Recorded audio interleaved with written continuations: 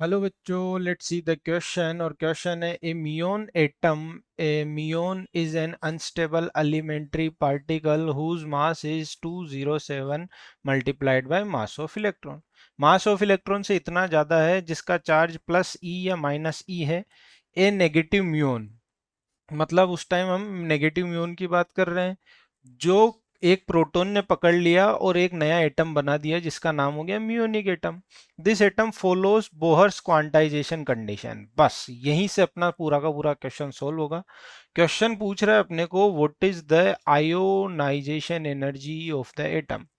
Ionisation energy के बारे में बात कर रहे हैं ना, तो सबसे पहले तो ये देखो कि जो म्यून है आपके पास में, जो म्यून है उसको हमने क्या किया कि यू की फॉर्म में ऐसे मान लिया कि उसका जो मतलब सिंबल है वो यू है।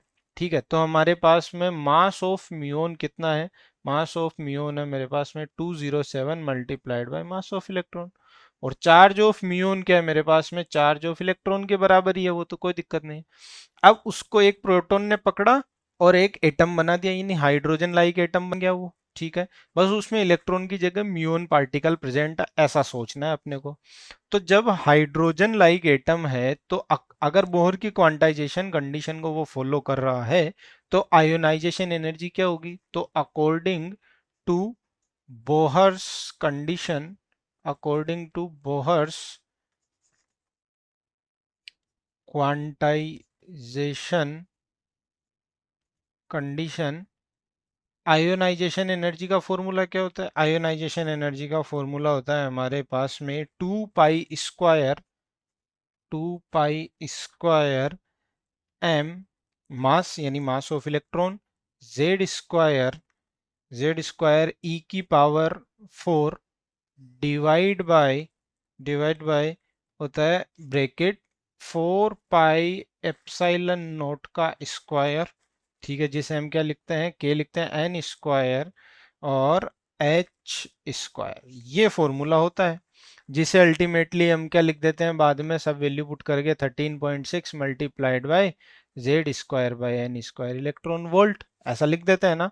तो हम वही काम करेंगे। यहाँ पे मास ऊपर है तो मुझे पता है कि मास और आयोनाइजेशन एनर्जी दोनों एक दूसरे के डायरेक्टली प्रोपोर्शनल है। जितना मास बढ़ेगा उससे मैं क्या कर दूंगा? आयोनाइजेशन एनर्जी भी बढ़ा दूंगा। तो अगर मेरे को बात कर रहा है कि आयोनाइजेशन एनर्जी, तो आयोनाइजेशन एनर्जी जो फर्स्ट शेल की हो जाएगी वो कितनी हो जाएगी इस केस में? वो हो जाएगी 13.6 इलेक्ट्रॉन वोल्ट हो जाएगी ना। अब मैं क्या करता हूँ कि यहाँ पे मियोन के लिए ले लेता हूँ, तो आयोनाइजेशन एनर्जी ऑफ मियोन, और वो उसकी बात करते हैं हम तो कितनी लिखेंगे हम? 13.6 मल्टीप्लाइड बाय मास है, मास ही तो चेंज होगा तो उसको मैं केवल 207 से मल्टीप्लाई कर दूंगा, क्योंकि वो डायरेक्टली प्रोपोर्शनल है इसीलिए मैंने 207 से मल्टीप्लाई कर दिया। तो इसका जो आंसर आएगा हमारे पास में वो कितना आएगा? वो आएगा 2835